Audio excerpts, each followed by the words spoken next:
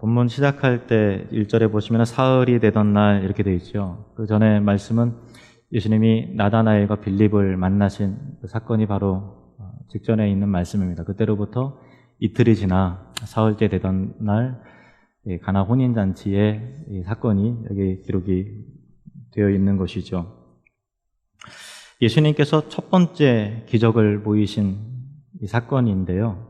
이 사건을 통해서 예수님의 기적이 예수님의 영광을 나타내는 하나님의 아들이심을 증거하는 표적이 되어서 제자들의 마음 가운데, 여기서 제자들이라 하면 예수님께서 처음으로 만나셨던 5 제자를 말하는데 안드레와 요한, 그리고 또 안드레의 전도를 받아서 예수님께 소개된 시몬, 베드로입니다. 그리고 빌립과 나다나엘, 나다나엘은 바돌로메라고도 일컬어지죠. 5명의 제자들 마음 가운데 예수님을 향한 믿음이 생기게 되었다라고 하는 그런 내용입니다. 예수님과 제자들이 갈릴리 가나라는 마을에 결혼식이 있어서 초청을 받았는데 아마도 마리아가 거기 있고 또 전체적으로 깊이 관여한 것으로 보아서 마리아와 아주 가장 가까운 사이에 사람이 잔치가 있었던 모양입니다.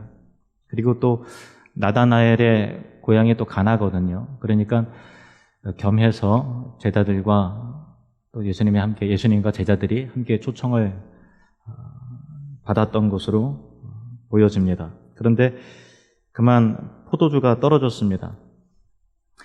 유대인의 풍습 가운데서는 당시 혼례가 있으면은 우리는 예식이 거의 30분 내로 끝나고 후다닥 밥 먹고 끝나잖아요. 근데 당시에는 거의 몇 날 며칠을 이어서 그 일주일간 혼인 잔치를 그렇게 합니다. 그리고 밥보다도 더 중요한 것이 그 중동 문화에 있어서는 포도주거든요.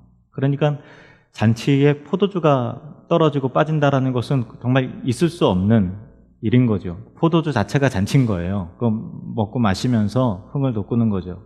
그래서 포도주가 만약에 그럴 리도 없지만 떨어졌다라고 한다면 굉장히 그 하객들에 대한 무시하는 것으로, 푸대접하는 것으로 인식이 되는 거예요. 떨어졌구나. 그럴 수도 있지 생각하는 것이 아니라 우리를 어떻게 하기에 이런 그 예식을 소홀하게 준비했는가라고 하는 굉장히 기분 나빠할 만한 상황인 것이고, 또 혼사집의 입장에서는 굉장히 당혹스러운 일이죠.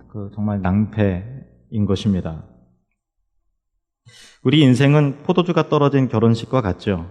오늘 본문 말씀에 나오는 그런 상황이 우리 인생에서 겪게 되는 일들의 내용이에요. 지난주에 연락을 받았는데 충주에 계시는 저희 작은 아버님께서 간암에 걸리셔서 수술을 앞두신다는 그런 내용을 들었어요. 정말 가슴이 철렁했습니다. 굉장히 당혹스러웠는데 저희 아버지 형제분들은 모두 6남 1녀세요. 6남 1녀신데 저희 제일 큰 아버지도 간암으로 돌아가셨고, 둘째 큰 아버지도 간암으로 돌아가셨고, 셋째 큰 아버지도 간암으로 돌아가셨고, 넷째인 저희 아버지도 간암으로 돌아가셨고, 충주에 계신 그 작은 아버지 한 분 또 살아 계시죠. 근데 간암 걸리셨다 그러시고, 여섯째 분이 고모신데 간암으로 돌아가셨고, 막내인 7째 작은 아버지도 간암으로 돌아가셨어요. 그러니까 어떻게 보면 세상의 관점으로 보면 진짜 저주받은 집안이에요.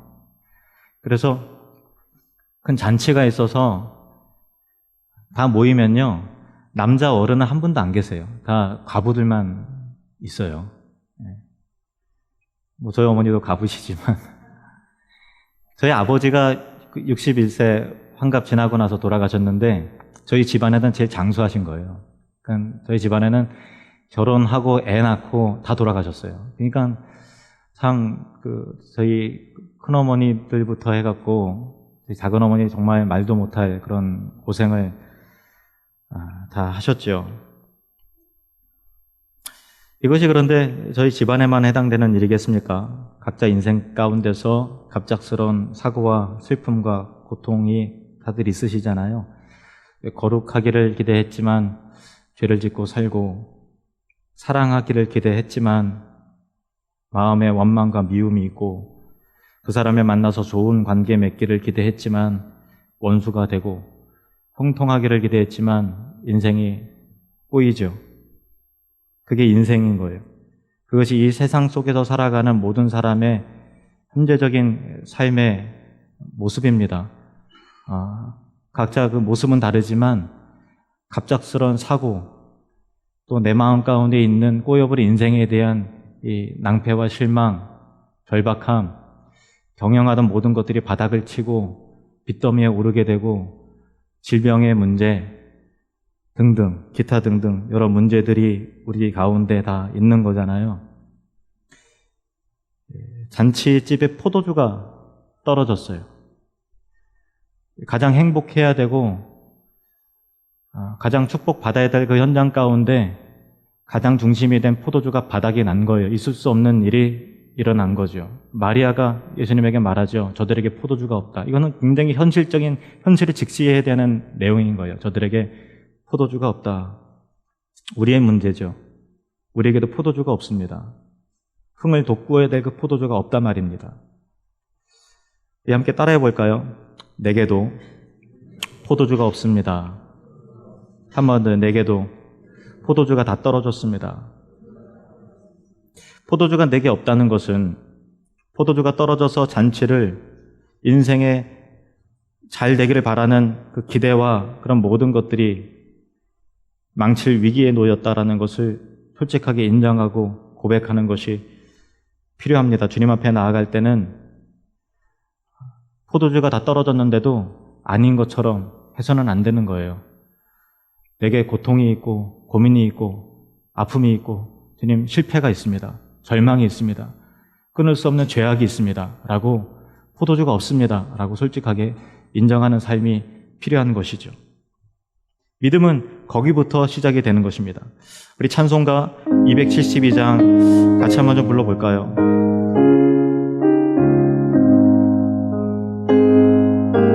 고통의 멍에 벗으려고 예수님께로 나아갑니다. 솔직하게 인정하면서 고통의 멍에 벗으려고 예수께로 나아갑니다.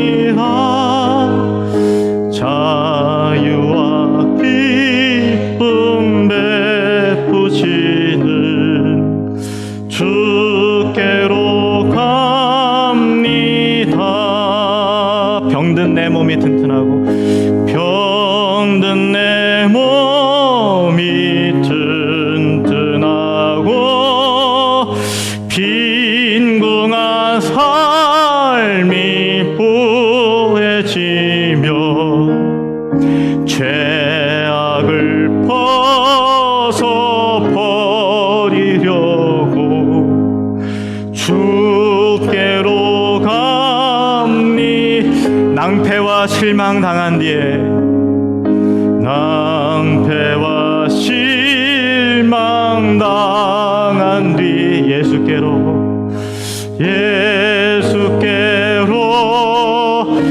나갑니다. 십자가 은혜 받으려고 주께로 갑니다. 슬프던 마음 위로받고, 슬프던 마음 위로받고, 이 생의 풍파 찬잔하며 영광의 찬송 부르려고 주께로 갑니다. 교만한 마음을 내버리고, 교만한 마음을 내버리고 예수께로 나갑니다.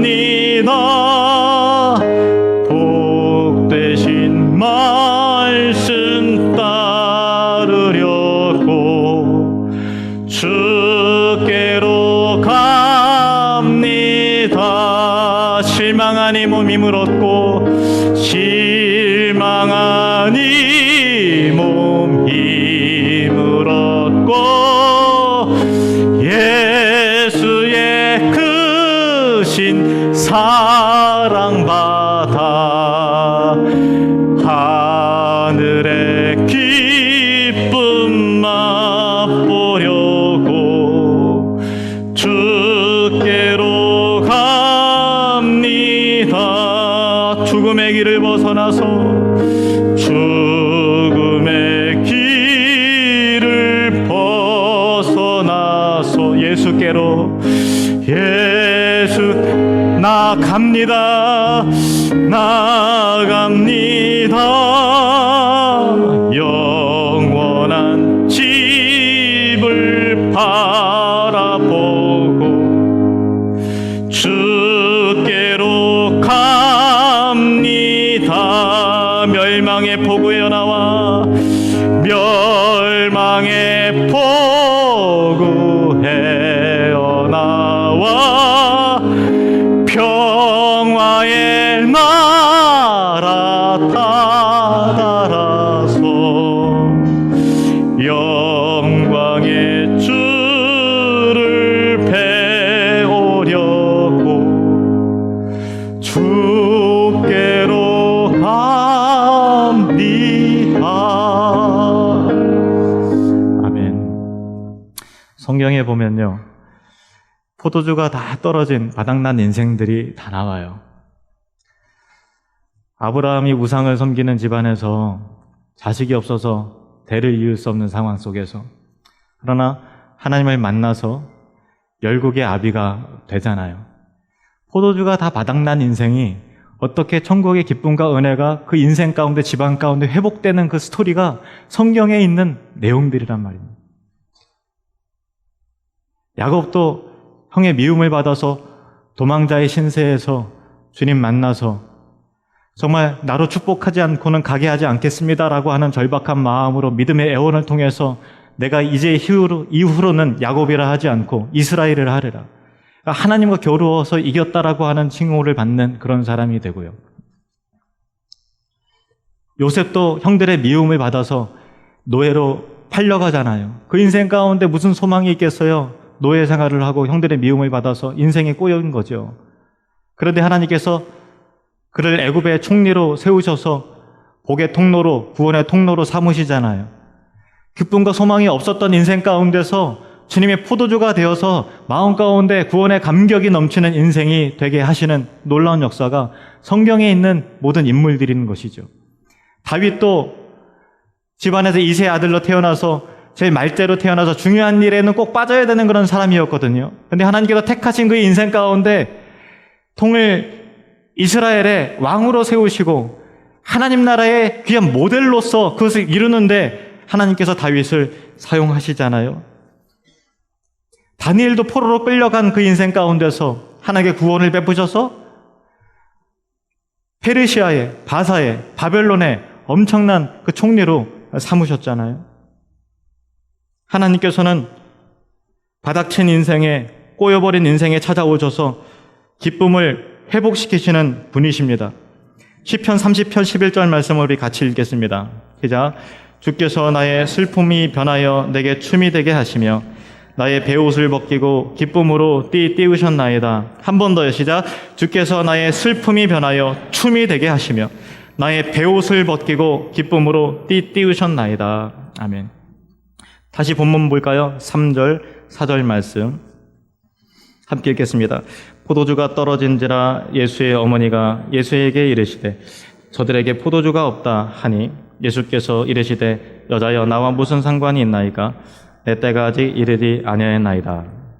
아멘. 이 말씀이 좀 이해가 잘 안 가요. 왜냐하면 예수님께서 행하신 것을 보면 이 가운데 물이 포도주가 되게 하셔서 그렇게 기적을 행하셨는데 정작 마리아에게는 여자여 나와 무슨 상관이 있나이까? 내 때가 아직 이르지 아니하였나이다 이렇게 말하고 있잖아요. 우리는 현재만 보죠. 근데 예수님은 하나님이시기 때문에 과거와 현재와 미래를 한꺼번에 얘기하시는 경우가 굉장히 많아요.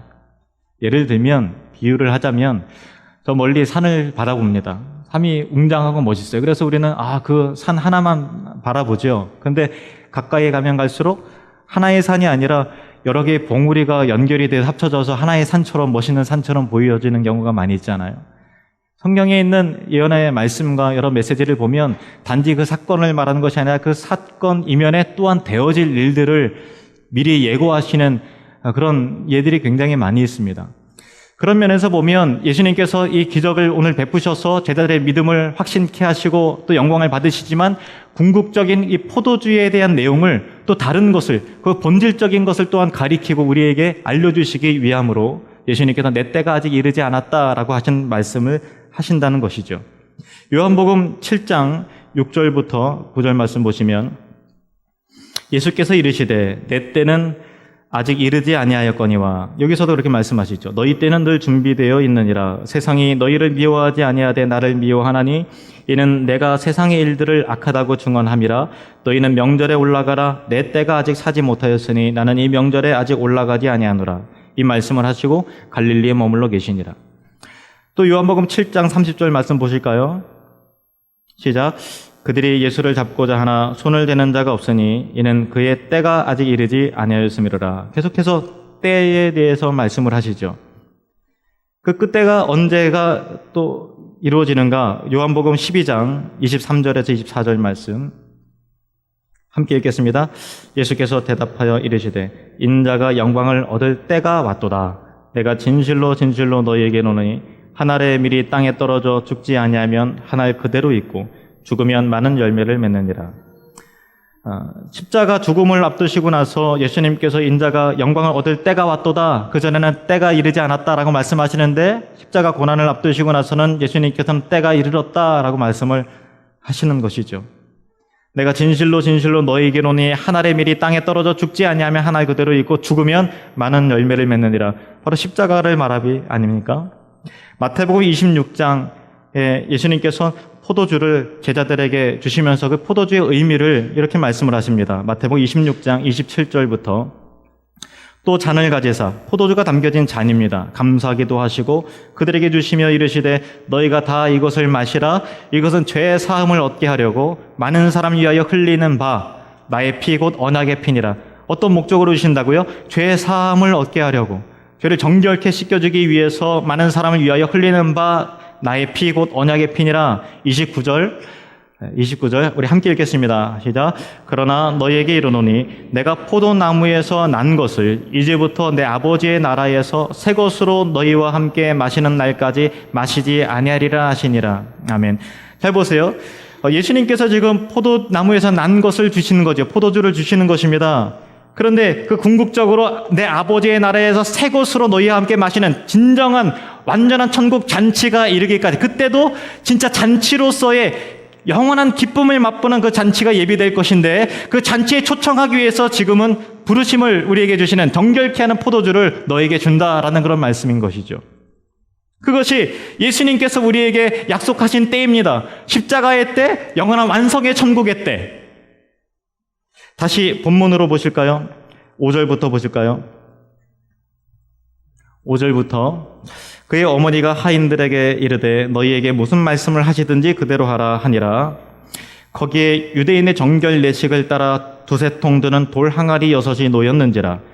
예수께서 그들에게 이르시되 항아리에 물을 채우라 하신즉 아귀까지 채우니 이제는 떠서 연회장에게 갖다 주라 하심에 갖다 주었더니 연회장은 물로 된 포도주를 맛보고도 어디서 났는지 알지 못하되 물 떠온 하인들은 알더라. 연회장이 신랑을 불러 말하되 사람마다 먼저 좋은 포도주를 내고 취한 후에 낮은 것을 내거늘 그대는 지금까지 좋은 포도주를 두었다 하니라. 아멘. 여자는 나와 무슨 상관이 있나이까? 내 때가 아직 이르지 않았습니다 라고 예수님께 말씀하셨는데, 마리아가 하인들에게 너에게 무슨 말씀을 하시는지 그대로 하라, 이렇게 마리아가 그렇게 말을 했어요. 예수님께서 유대인의 정결 예식을 따라 돌 항아리 6이 있는데, 정결 예식이라는 것은 뭐냐면은 유대인들은 식사 전에 또 특별히 잔치 있을 때 정결 예식, 손을 깨끗하게 씻어요. 그것이 위생적인 측면이라기보다도 부정한 것을 깨끗하게 씻는다라고 하는 그런 성격이 굉장히 강해요. 그래서 집집마다 돌 항아리에 아귀까지 이렇게 물을 채워 넣는데 그것을 아귀까지 채우라는 것입니다. 그러니까 깨끗하게 씻는 그것이 모자람이 없도록 넘치도록 채우라는 것이죠. 그리고 그것을 떠다가 연회장에 갖다 주라라고 했을 때 그들이 먹는 포도주가 되었다라는 것입니다. 무슨 의미인가 하면은 세상에 주는 포도주는 우리를 흥을 돋구고 취하게 하는 포도주인 것이죠. 그러나 예수님께서 우리에게 주시는 포도주는 그 포도주의 근본, 포도주의 본질이 우리를 정결하게 하는 물로서 저 깨끗하게 씻는 포도주라는 것이죠. 단지 우리를 취하게 하는 것이 아니라 단지 흥이 아니라 나를 정결케 하고 나를 죄와 오염으로부터 맑게 씻겨주시는 그리스도의 보혈의 포도주로서 나를 회복시키신다라고 하는 그런 메시지인 것입니다. 이것이 예수님이 이 땅에 오신 목적이죠. 그리고 우리가 예수님을 믿어야 할 이유인 것입니다. 예수님은 우리를 죄에서 정결하게 하십니다. 낭패와 실망당한 인생을 천국의 기쁨으로 회복시켜 주십니다. 지난주에 전화를 받고 수술 받으신다 그래서 놀란 마음으로 며칠 전에 서울에 있는 서울대학병원에 문병을 갔어요. 작은 아버지는 저희 집안에서 정말 상징적 존재이시거든요. 저희 아버님, 형제분들이 다 비슷비슷하게 생기셨어요. 그래서 제 작은 아버지를 보면서 많은 가족들이 위로를 받아요. 비슷하게 생겼으니까. 보면서 아버지를 보는 것 같은 마음이 다 있는 거예요. 그래서 꼭 건강하게 살아 계셔야 되는데, 다행히 이 암세포가 한쪽에만 이렇게 모여 있어서, 그리고 또 조기 발견이라 그것을 수술이 아니라 시술로 이게 제거를 하는 수술이 잘 되었어요. 그래서 표정도 밝으시고 참 좋더라고요. 근데 같이 문병을 갔을 때 오랜만에 둘째 큰어머니를 뵀거든요. 근데 저보고 그런 말씀을 하시더라고요.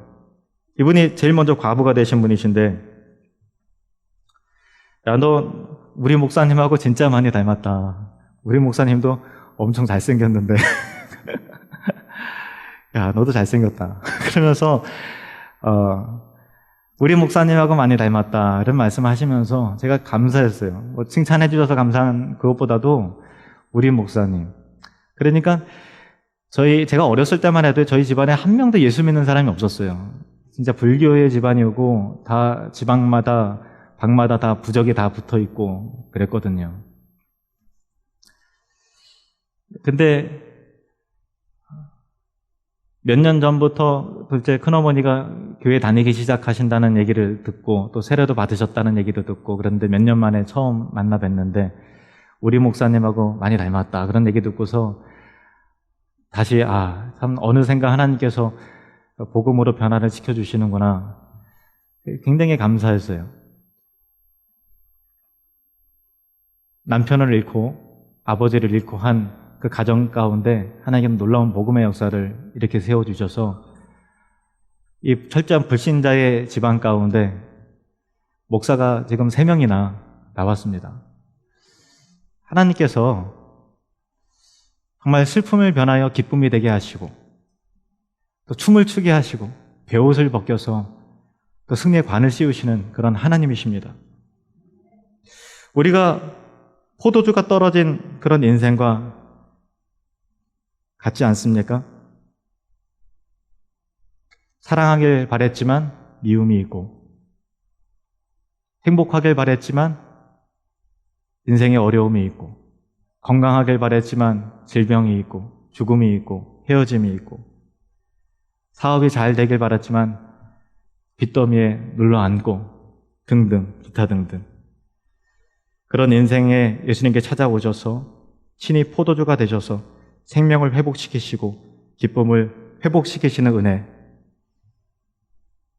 바로 저와 여러분에게 찾아오신 예수님의 목적입니다. 하인들이 이 가운데 순종하죠. 물을 아기까지 채우라 했을 때 한 명도 이의를 제기하지 않고 물을 채웁니다. 이 물을 떠다가 연회장에 갖다 주라 할 때 시키는 대로 하지요. 하나님께서 은혜의 역사를 보여주시면 그 가운데 종들이 순종했던 그런 일들이 같이 결합이 되어 있는 것을 볼 수 있습니다. 예수 그리스도의 십자가, 그 포도주가 우리 가운데 놀랍게 역사될 때이에서는 여러분이 그리스도 앞에 순종함으로 말미암아 하나님께서 우리를 사랑하신과 같이 그 십자가의 사랑이 내 안에 흘러넘쳐서 나 또한 사랑의 역사가 나타나고, 하나님이 나를 그 포도주와 같이, 십자가와 같이 나를 용서하심과 같이 나도 또한 용서하는 자가 되고, 하나님이 나를 애에 대해서 진노하시지 않으신 것 같이 나도 어떤 상황에서 진노하지 않음을 통해서 그리스도를 닮아가는 천국의 향기와 은혜의 역사가 순종과 결합되어서 여러분의 삶 가운데 결혼 잔치와 같은 포도주가 끊어지지 않는 잔치의 행복과 그 영광과 그 기쁨이 천국을 누리는 삶이 충만하시기를 주님의 이름으로 축원합니다. 우리 눈을 감으시고 제가 기도하겠습니다. 하나님,